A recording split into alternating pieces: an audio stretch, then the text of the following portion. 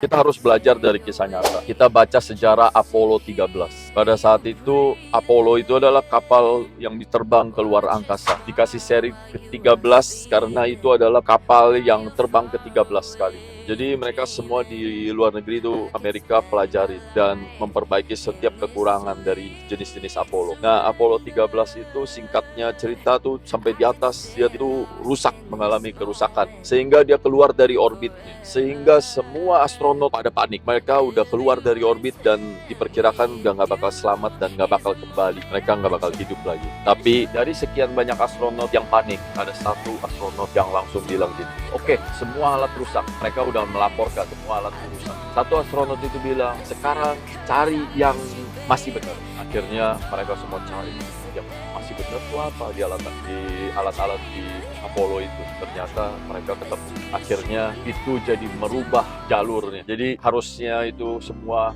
gak balik lagi ke bumi dan meninggal, tapi akhirnya berhasil mendarat ke bumi. Jadi mengubah kisah ceritanya. Di sini kita harus belajar bahwa tiap ada masalah, cari aja satu solusi, satu jalan keluar. Gak perlu bahas 99 masalah. Cukup bahas satu solusi, jalan keluar. Ciri-ciri orang sukses adalah begini. Terbukti kok, untuk bisa sukses, kita hanya membahas 20% masa lalu dan kesalahan. Sebaliknya kita akan bahas 80% solusi, jalan keluar.